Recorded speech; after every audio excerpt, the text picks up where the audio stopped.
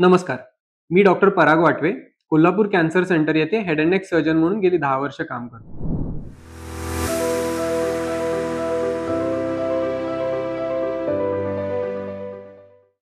गेल्या काही व्हिडिओजमध्ये आपण ओरल कॅन्सर्स, तोंडाच्या कर्करोगाविषयी माहिती जाणून घेतली.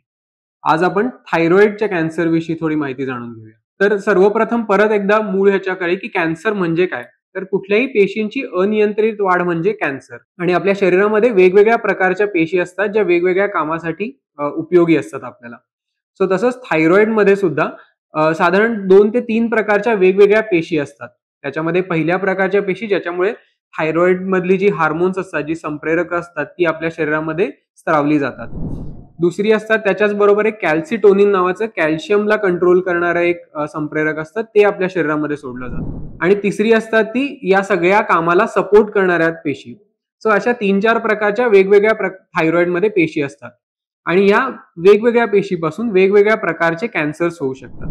सो जे थायरॉइड हार्मोन आपल्या शरीरामध्ये सिक्रीट करतात, त्यापासून होणारे कॅन्सर्स हे वेल डिफरन्शिएटेड थायरॉइड कॅन्सर्स या प्रकारात मोडतात, ज्याच्यामध्ये फॉलिक्युलर कार्सिनोमा किंवा पॅपिलरी कार्सिनोमा अशी त्यांची नावं असतात. कॅल्सिटोनिन हे स्त्रवणाऱ्या पेशींपासून मेड्युलरी कार्सिनोमा होऊ शकतो. आणि या प्रकारच्या इतर काही पेशींपासून अनाप्लास्टिक कार्सिनोमा, स्पिंडल सेल ट्यूमर किंवा ज्याला पुअरली डिफरन्शिएटेड कार्सिनोमा, हे याच्यामधलेच काही बदल होऊन या प्रकारचे कॅन्सर्स होऊ शकतात. यापैकी वेल डिफरन्शिएटेड कॅन्सर्स म्हणजे पॅपिलरी कार्सिनोमा आणि फॉलिक्युलर कार्सिनोमा हे थायरॉइड कॅन्सरचे टाइप्स हे खूप लो ग्रेडचे असतात, ज्याची पूर्ण ट्रीटमेंट होऊ शकते. आणि 95% कॅन्सर हे या प्रकारातले मोडतात.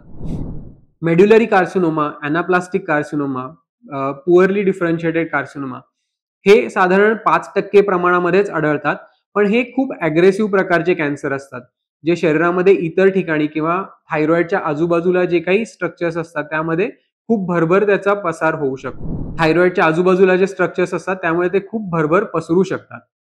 सो आपण हे 2 वेगवेगळ्या प्रकारामध्ये बघूया.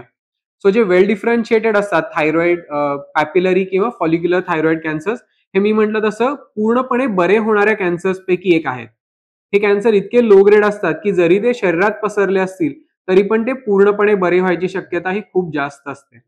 असं म्हणतात की या प्रकारच्या कॅन्सरमुळे कधीही पेशंटचा मृत्यू होत नाही. असे पेशंट्स हे इतर काही कारणांमुळे दगावू शकतात, पण कॅन्सरमुळे कधीच नाही. तर अशा पॅपिलरी आणि फॉलिक्युलर कार्सिनोमासाठी ट्रीटमेंट ही ऑपरेशन करून काढणे अशीच असते. त्याविषयी जाणून आपण पुढच्या व्हिडिओमध्ये घेऊया. याविषयी तुम्हाला अजून काही शंका असतील तर कमेंट सेक्शनमध्ये जरूर कळवा किंवा आम्हाला कॉन्टॅक्ट करा. Thank you.